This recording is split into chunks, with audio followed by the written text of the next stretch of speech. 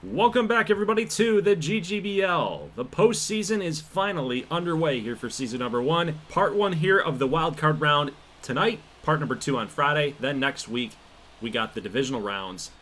Before you know it, we're going to be crowning a champion here for season 1. So let's get into game number 1 of the postseason. We got the wild card game here between Boston and New York. Two rivals in the AL East duking it out here.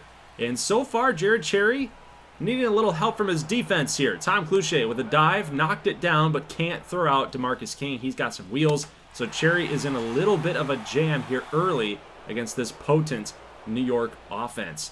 2-2 pitch up coming here to Lauren Duncan. He's going to swing and a miss. Fastball high and outside. Challenged Duncan, and he whiffed. So good job by Cherry. Bottom second. Offense for Boston. Clicking. Finally getting something moving here. First run up on the board. It'll be an RBI single by Mohammed Piper. What a name. What a name. Bottom 6. We're going to jump all the way to the middle part of the game here. That's a walk for Mike Price, the DH.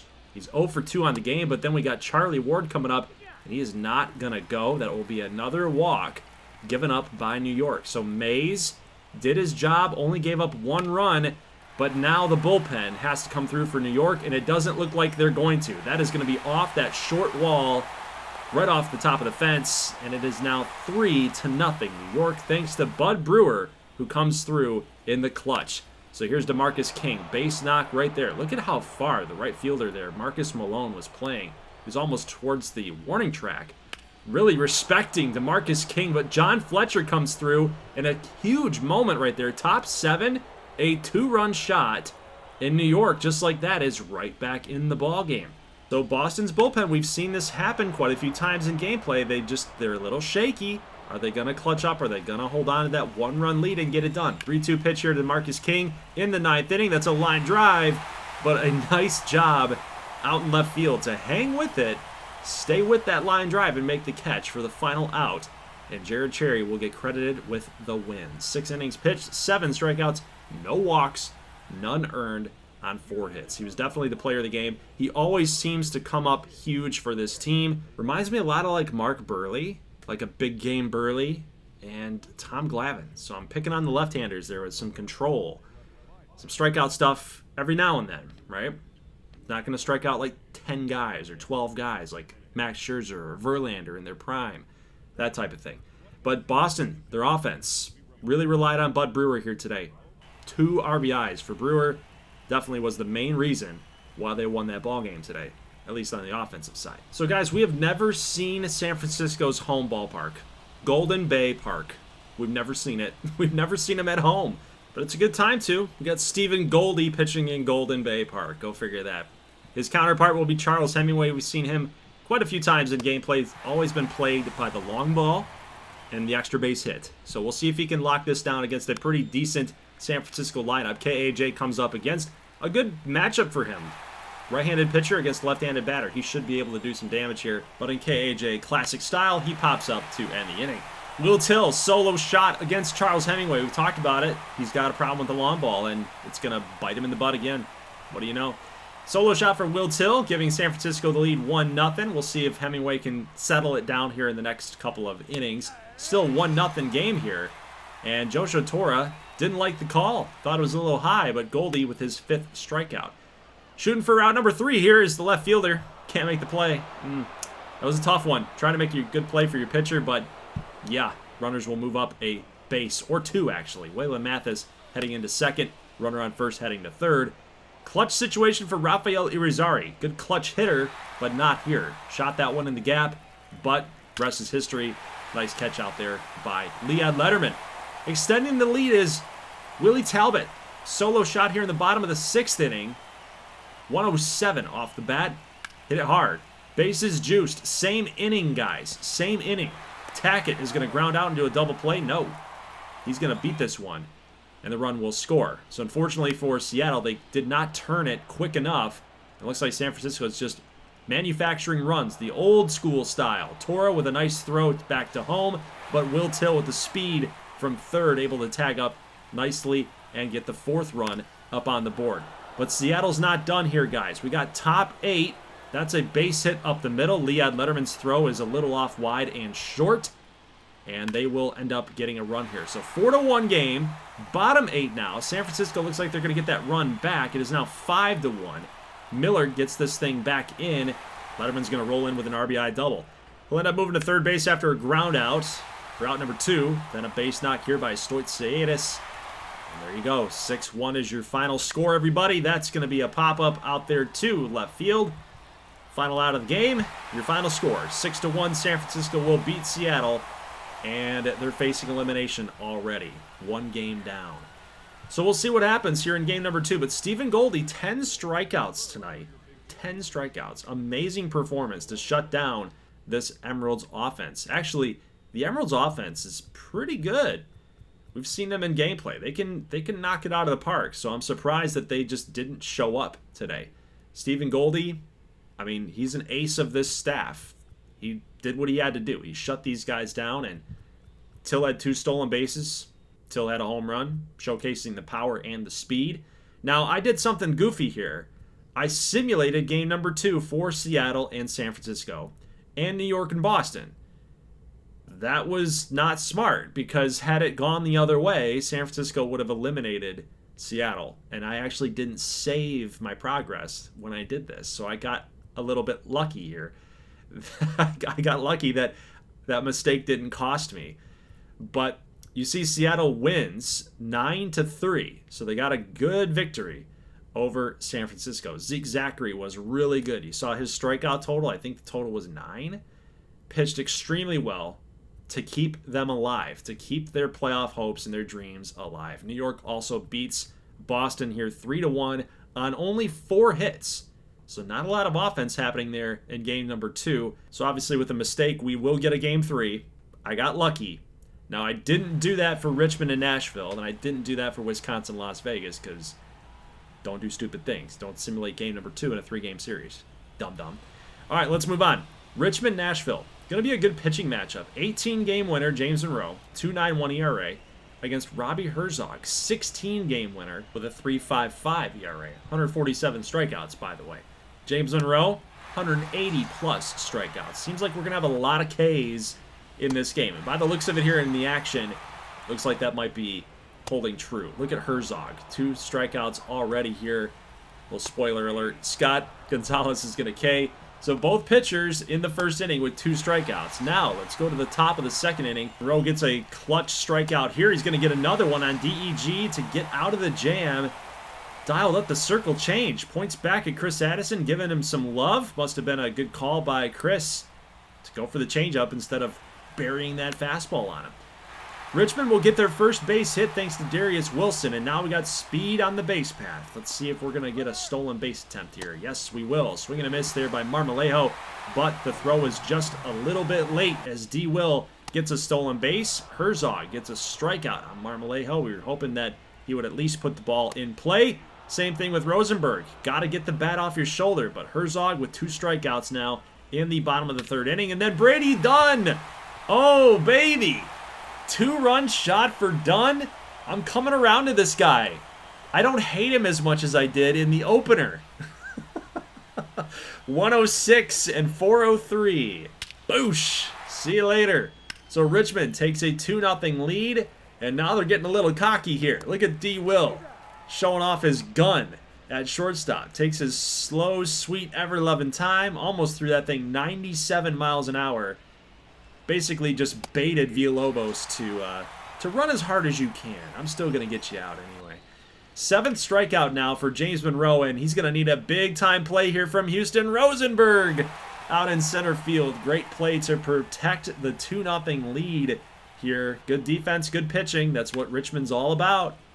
I love it. Connor Altman here in the bottom of the 4th. That's going to be a base hit. Should be a double. Here comes the throw from Tanaka. We got the relay throw, but Vic Flutie is in to score. It is 3-0 Richmond. We're now going to jump ahead here to the bottom of the 8th with a runner on second. That's Rosenberg up to bat. Gets another base hit for Richmond and another run to score. It's now 4-0. Vic Flutie. Been waiting on this guy to come through in gameplay. Looks like he's going to here. Almost hit it out, but ground rule double will get the run to score. We'll take it. Looks all but over for Nashville here in game number 1. They're going to go with Mac Hicks to kind of stop the bleeding. They will trade the run for the out, which I can't really blame them at this point. Got to stop the bleeding. It is now 6-0 as the run will score. We're going to turn to Tom Kim, who is not our closer, but in a 6-0 game, no need to use our regular closer. Going to get 2 straight strikeouts here in the top of the 9th inning. Johnny Piper coming up. That is going to be a fly ball out to left, and the game is over. Richmond will take game number 1. That sets us up pretty nicely with game number 2. We've got Shevchuk going to be the projected starter, and Nashville's ace, Ed Triola, is going to be on the mound here for game number 2. So they're going to pull out all the stops to try to get game number 2 going their way.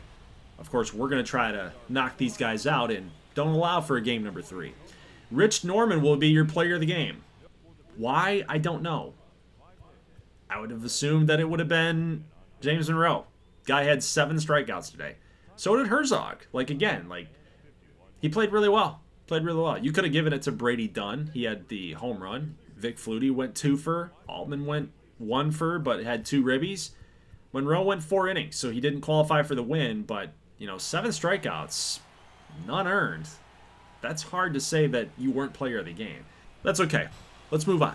We got strike thrower Joe Cheltenham. 175 strikeouts, 39 walks, 109 whip. So he will put the ball in play. He'll make you hit it. He's going to try to attack. And in doing that, it's kind of risk-reward. He gets 2 quick strikeouts here. But against a guy like Duckworth and Matt Justice, you can see him on first base, you don't want to always throw strikes, as evident here. With a guy like Duckworth with that much power, he's going to make you pay if he gets a hold of it, and he did here. 2-run shot from Duckworth.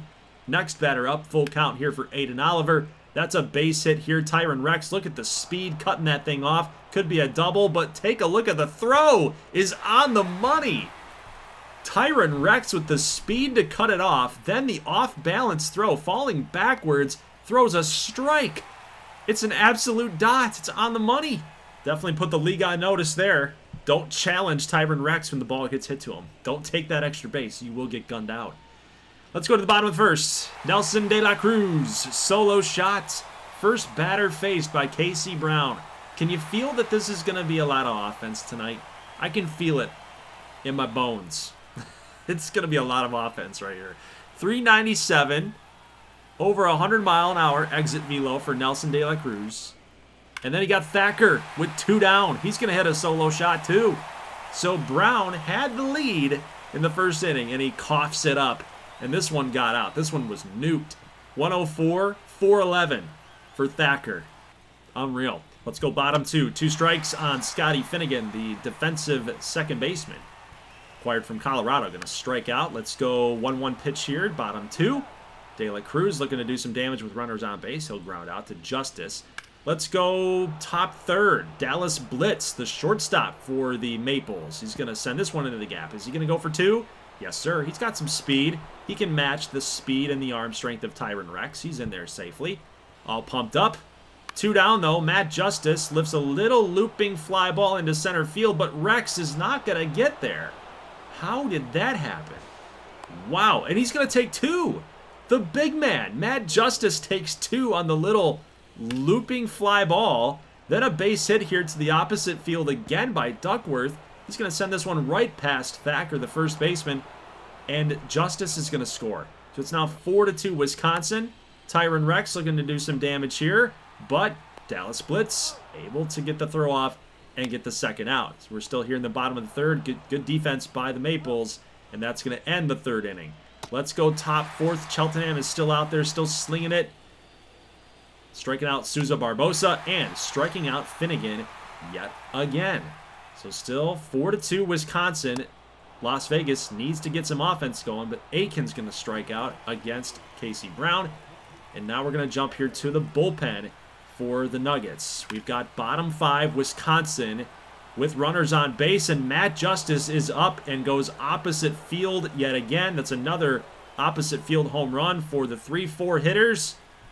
Matt Justice, 3-run shot. Vegas now down 7-2. That's likely going to do it, guys. I don't know if Vegas is going to come back here. Top 9, Duckworth, 3 for 4, a home run, a double, and a single.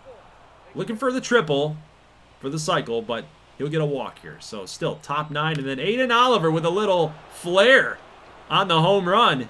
That's a 2-run shot, and you guessed it. Game 1 is over. 9-3 will be your final score. And we'll take one more look at this Aiden Oliver little pizzazz thrown on this. Little flair right there. Yep, see you later, baseball. There's your final out. So Cortez is going to pop up there to short. Dallas Blitz will make the play. Got to always show the final outs. You guys have to have some closure. As if the home run wasn't closure. 9-3 win for the Maples. 14 hits. We'll see on Friday if the Nuggets can win game number 2 and avoid elimination. So player of the game definitely would be Duckworth in my mind. Definitely for the game as well. 3 for 4. 3 ribbies. Oliver, Justice, and Duckworth were the main drivers of the offense. Dallas Blitz had a pretty good game too. But for the Nuggets, they were stymied by the pitching staff for Wisconsin for whatever reason. They gotta be better here in game 2, definitely, or they're gonna get eliminated. So guys, that's it for the video. I'll see you on part number 2 on Friday night. We're gonna get some closure to each series. We got game 3 for Seattle, San Fran, New York, and Boston, and then game 2s for Nashville, Richmond, and Wisconsin, Las Vegas. So see you guys in the next one. Leave a like if you like this thing. As always, thank you so much for watching, and peace.